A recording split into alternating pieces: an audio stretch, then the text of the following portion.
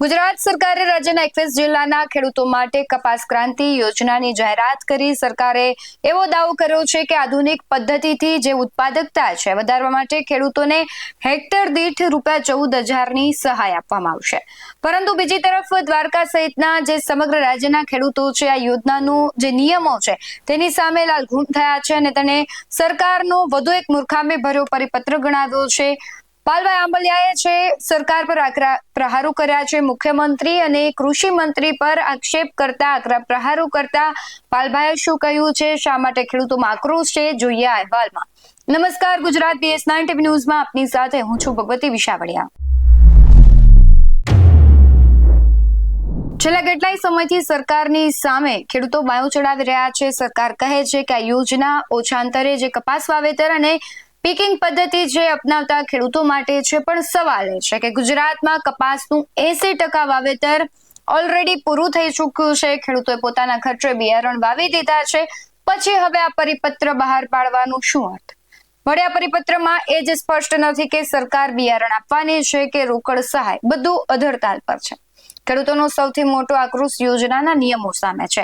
સરકારે નિયમ રાખ્યો છે કે 3 ફૂટ કે તેનાથી ઓછા અંતરે વાવેતર કરનારને જ લાભ મળશે, પરંતુ ગ્રાઉન્ડ રિયાલિટી છે કે ગુજરાતમાં કપાસનું વાવેતર સામાન્ય રીતે 4 ફૂટ કે તેનાથી વધારે અંતરે થાય છે, જેથી પાક સારો ઉતરે.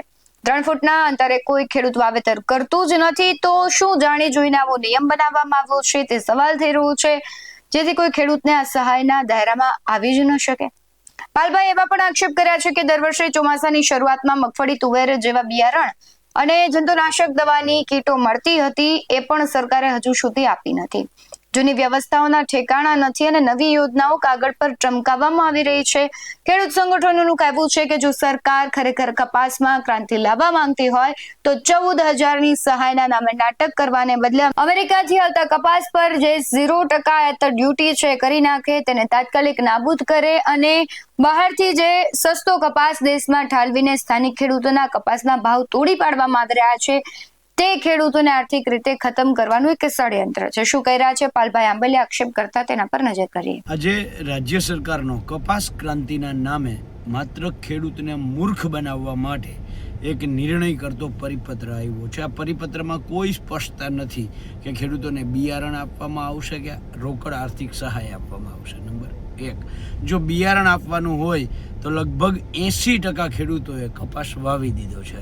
તે જે ખેડૂતો અત્યારે ઓનલાઈન કરવા આઈ પોર્ટલમાં ઓનલાઈન કરવા જાય છે તો વીસી એમ કહે છે એમને કે ભાઈ આમાં તો શરત એવી છે કે 3 ફૂટના અંતરે કપાસ જે લોકો વાવતા હોય એમને જ આ સહાય મળશે.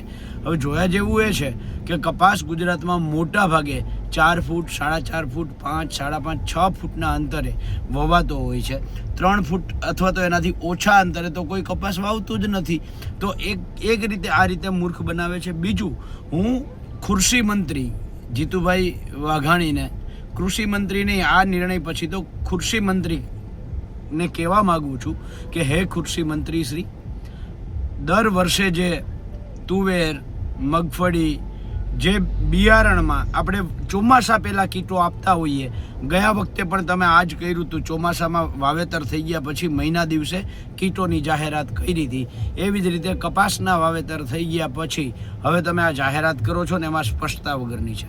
જો કૃષિ મંત્રી શ્રી અને રાજ્યના મુખ્યમંત્રી નહીં, મૂર્ખ મંત્રી શ્રી, આપ શ્રીએ ખરેખર ખેડૂતોનો ઉદ્ધાર કરવો હોય અને તમે ડબલ એન્જિન સરકારની જે વાતો કરો છો અને તમારું 1% જો કેન્દ્ર સરકારમાં ઉપજતું હોય તો કેન્દ્ર સરકારને કહો કે જે આયાત ડ્યુટી કપાસમાં છૂટ આપવામાં આવી છે 0% અમેરિકાને, આ આયાત ડ્યુટી જે 0% છે એ વધારીને મૂળ જે હતી 12, 15, 17, 20% ત્યાં પાછા ફરીથી લઈ જાઓ તો ગુજરાતના ખેડૂતોને ફાયદો થશે, ભારતના ખેડૂતોને ફાયદો થશે. તમે એક બાજુ અમેરિકામાંથી કોટન આયાત કરવાની સંપૂર્ણ અને 0 ડ્યુટીએ છૂટ આપો છો અને બીજી બાજુ કિસાન કપાસ ક્રાંતિના નામે ખેડૂતોને મૂર્ખ બનાવો છો. આ બે વાતો તમારી દોગલા નીતિ છે એ ખેડૂતો હવે ઓળખી ગયા છે. સરકારના અણધડ વહીવટ અને જમીની હકીકતથી વેગળા પરિપત્રથી કંટાળીને હવે ખેડૂતો સોશિયલ મીડિયા પર ઉગ્ર વિરોધ નોંધાવી રહ્યા છે. ખેડૂતો કહી રહ્યા છે કે આ પ્રજાના પ્રશ્નો સમજે તેવા મુખ્યમંત્રી નથી, પણ મૂર્ખ મંત્રી છે. અને કૃષિ મંત્રીની લઈને પણ એવું કહ્યું છે કે કૃષિની ચિંતા કરવાને બદલે માત્ર સત્તા પર બેઠેલા ખુરશી મંત્રી છે. આ પાલભાઈ આક્ષેપ કરી રહ્યા છે. આક્ષેપોને લઈને તમારું શું માનવું છે? જે જાહેરાત કરવામાં આવી છે તેને લઈને તમારું શું માનવું છે? કમેન્ટમાં જરૂરથી જણાવજો. બાકી આવા જ વધુ અહેવાલો સાથે ફરી મળતા રહીશું. તમે અમારી યુટ્યુબ ચેનલને સબસ્ક્રાઇબ કરવાનું અને ફેસબુક અને ઇન્સ્ટાગ્રામ પર ફોલો કરવાનું ભૂલશો નહીં. બાકી નવી અપડેટ્સ મેળવવા માટે જોતા રહો BS9 ન્યૂઝ. નમસ્કાર.